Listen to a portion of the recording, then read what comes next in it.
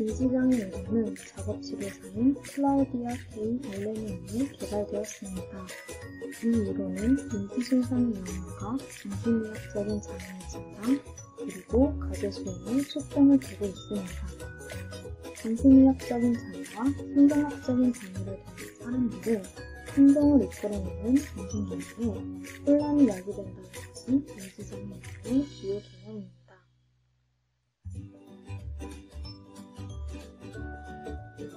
엘렌은 신체적인 장애는 수의적인 운동을 하는 신체적인 능력을 제한하고 인지장애는 수의적인 운동을 하는 인지적인 능력을 제한한다고 하였습니다. 이는 인간의 정신기능이 잘 조직화되지 않으면 가죽을 깁거나 옷을 입는 것과 같은 가제수행에 손상을 가져올 수 있다는 것입니다. 수공예와 같은 직접적인 관련이 적은 과제에서의 수행이라도 지역사회에서 생활하고 기능하는 능력을 반영합니다. 엘렌은 수공예 활동을 주로 사용하는 이유가 많은 사람들에게 익숙하지 않기 때문이라고 하였습니다. 익숙한 과제는 이미 습관이 되어 있을지도 모른다는 것입니다. 이를 통해 엘렌은 과제 수행과 관련해서 6가지의 인지 능력과 장애 수준을 규정하였습니다. 1단계가 가장 심각한 손상으로 6단계로 갈수록 손상 정도가 줄어듭니다.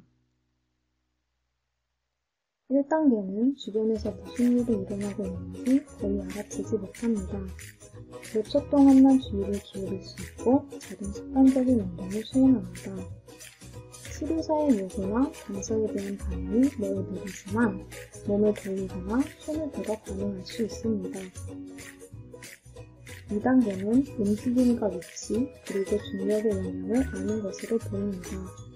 앉아서 큰 움직임을 시작하고 사회적 맥락을 알지 못하고 혼란스러워합니다.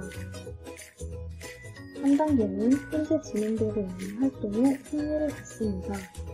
환경 속 사물에 의해 쉽게 주의를 빼앗기며 사물을 만지거나 조작하는 것을 즐깁니다. 그러나 쉽게 혼란스러워지고 분별력을 잃으며 반복적인 행동을 보입니다.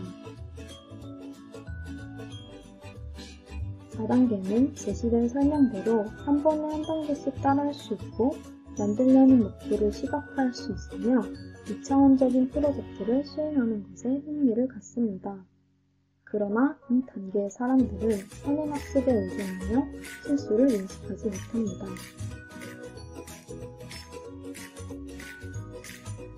5단계는 사물 간의 관계에 흥미를 보입니다. 그러나 종이를 접거나 목공이를 할 때처럼 끝을 맞추거나 사이사이의 간격을 맞추는 것처럼 현실적이며 명확한 것이어야 합니다. 이 단계의 사람들은 벌어질 수 있는 행동의 결과를 예측하기 어렵기 때문에 무주의한 면을 보이기도 합니다. 6단계는 대상 간의 관계가 명확하지 않을 때조차도 미를 예측합니다. 예를 들어 병원비나 자동차 수리 같은 빈번하지 않은 지출에 대비해 충분한 돈을 준비하도록 계획하거나 실수를 예측할 수 있고 그 실수를 피하기 위한 방법을 계획합니다. 처음에 엘렌은 인지단계가 작업치료를 통해 그다지 쉽게 바뀔 수 있다고 생각하지 않았습니다. 그러나 장기간의 치료와 환경적인 변화를 통해 좀 더 높은 단계에서 기능할 수도 있고 어쩌면 실제로 인지단계의 변화가 야기되었을지도 모릅니다. 엘렌이 제시한 작업치료의 역할은 첫째, 평가를 통해 인지단계를 정확히 파악하고 둘째, 약물과 같은 치료에 의한 결과로 인지 수준의 변화를 모니터하고 셋째, 클라이언트의 장애를 보상하는 환경적 개선을 실시하는 것으로 간병인의 교육이 포함됩니다. 엘렌은 인지장애 이론을 9가지로 요약하였는데 첫 번째, 관찰된 장애를 갖는 클라이언트의 일상적 과제 행동은 장애가 없는 사람들의 관찰된 행동과는 다르다는 것입니다. 인지장애를 갖는 사람들은 지역사회에서 독립적으로 생활하는 데 필요한 활동을 다른 사람들에 비해 잘 수행하지 못합니다. 두 번째, 과제 행동의 제한은 인지 단계에 따라서 계층적으로 나누어질 수 있다는 것입니다. 장애의 정도는 단계가 낮을수록 더 심각합니다. 세 번째, 과제의 내용의 선택은 진단과 장애에 따라 영향을 받는다는 것입니다. 6단계의 사람들은 일과 신변처리, 여가활동의 균형을 갖고자 하지만 낮은 단계의 사람들은 일을 수행하는 것 자체를 어려워할 수 있습니다.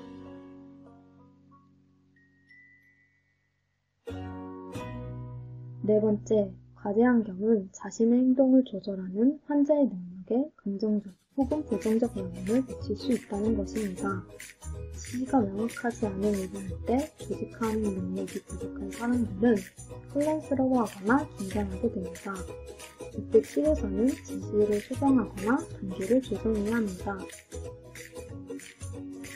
다섯 번째, 인지장애를 갖는 사람들은 과제 환경의 요소가 자신의 능력 범위 안에 있는가에 주의를 기울인다는 것입니다.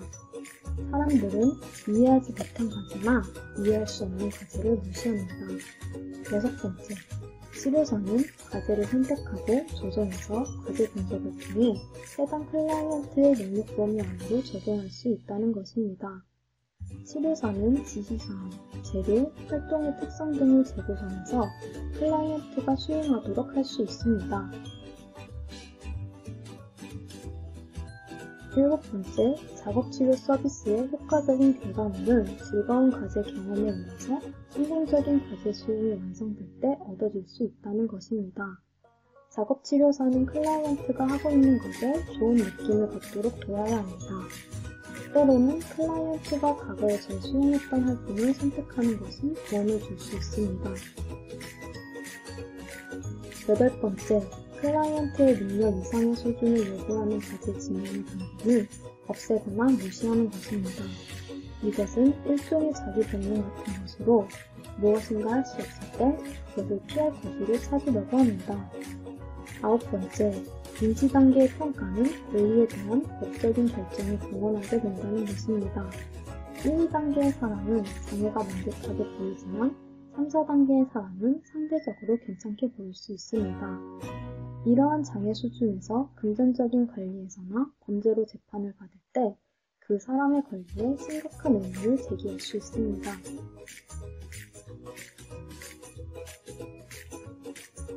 요약하면 인지장애 이론은 지역사회 적용이 필요한 일상적인 과제를 수행할 수 있는 사람의 능력을 구분하는 체계로 제공됩니다. 이 이론은 인지단계의 평가를 위한 도구로 적용되며 과제와 환경 그리고 도움의 정보를 어떻게 조정하고 각각의 인지단계에 맞추어 어떤 치료적 접근을 해야 하는가 하는 처방을 제공해줍니다.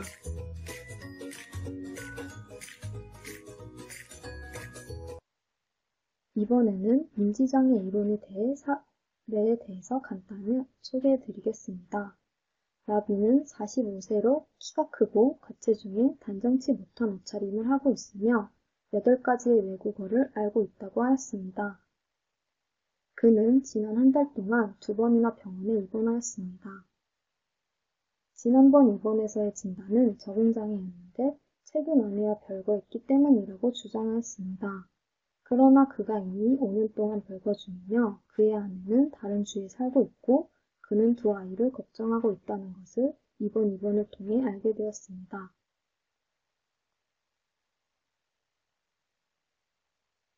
그의 진단은 자살관념을 가진 주요 우울 에피소드로 병동에서는 왕성한 식욕을 보이며 우울한 모습을 보이지 않습니다.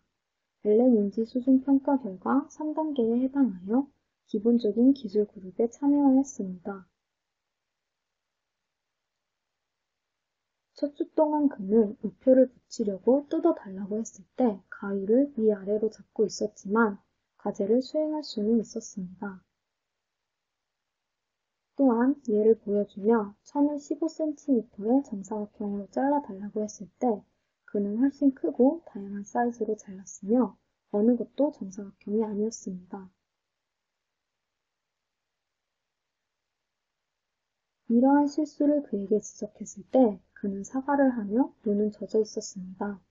잘못된 부분을 수정하려고 했지만 길이를 측정하려는 시도는 하지 않았습니다. 보려낸 종이를 붙이는 프로젝트는 만족스럽게 완수하였지만 고리를 붙이려고 할 때 접착고리가 위로 향해 있었고 망치의 뾰족한 쪽을 사용하였습니다. 오티는 그가 일상적인 도구를 오용하는 것은 우울증의 일반적인 모습은 아니지만 기질적 정신장애에서는 종종 보이는 모습이라고 하였습니다. 선을 잘못 자른 부분에 대해 눈물을 보이며 사과한 것은 우울 진단을 지지하는 증거로 마빈에게 슈퍼바이저와 함께 생활하는 곳으로 가는 것을 제안하였습니다.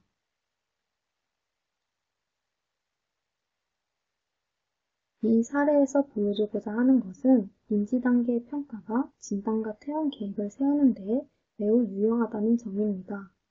훈련을 통해 작업치료사는 엘렌 모델의 평가 도구를 사용하고 서비스를 제공하는 숙련도를 갖추게 되고 중재 계획을 세우고 시행하고 결과를 평가하는 데 참여할 수 있습니다.